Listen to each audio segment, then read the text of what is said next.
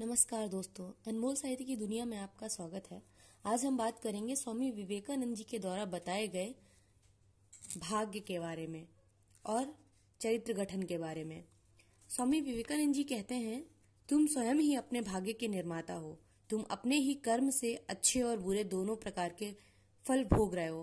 तुम अपने ही हाथों से अपनी आंखें मूंद कर कहते हो अंधकार है, हाथ हटा लो, प्रकाश दिख पड़ेगा। तुम ज्योति स्वरूप हो, तुम पहले से ही सिद्ध हो। स्वामी विवेकानंद जी कहते हैं, उठो, साहसी बनो, वीरवान बनो।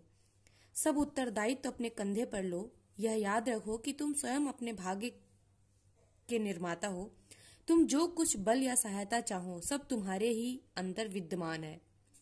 इस ज्ञान रूप शक्ति के सहारे तुम बल प्राप्त करो और अपने हाथों अपना भविष्य का निर्माण करो। स्वयं ही अपना उद्धार करो। दूसरा कोई तुम्हें मदद नहीं पहुंचाएगा, क्योंकि तुम स्वयं ही अपने सबसे बड़े शत्रु और स्वयं ही अपने बड़े मित्र दोनों ही हो। उठ खड़े हो और लड़ो, एक पग भी पीछे ना रखो। यही भाव है, जो भी आए उससे लड़कर निपट लो। अंतरिक्ष से नक्षत्र भले ही हट जाएं, सारा संसार हमारे विरुद्ध क्यों ना खड़ा हो जाए। मृत्यु का अर्थ केवल वस्त्रों का परिवर्तन है, उससे क्या, अतः लड़ो।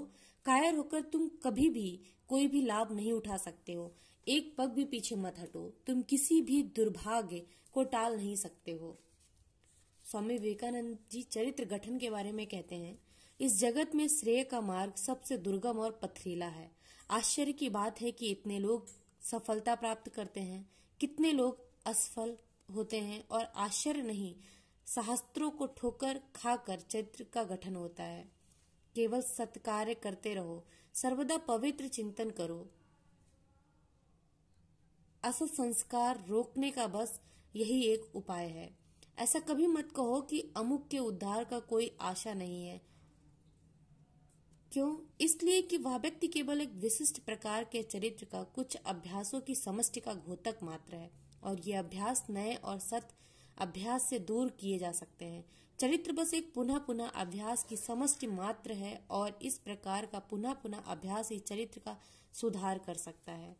अपने को शुद्ध कर लो, और संसार का विशुद्ध होना अवश्य यमभावी है।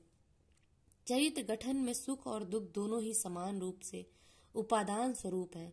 चरित्र को एक विशिष्ट ढांचे में ढालने में शुभ और अशुभ दोनों का समान अंश रहता है, और कभी कभी तो दुख सुख से भी बड़ा शिक्षक हो जाता है। आकस्मिक अवसर तो छोटे से छोटे मनुष्य को भी किसी न किसी प्रकार का बड़प्पन दे देते हैं, परंतु वास्तव में महान तो वही है जिसका चरित्र सदैव और सब अवस्थाओं में महान तथा एक सम रहता है। संसार के धर्म प्राणहीन परिहास की वस्तु हो गए हैं। जगत को जिस वस्तु की आवश्यकता है वह है चरित्र।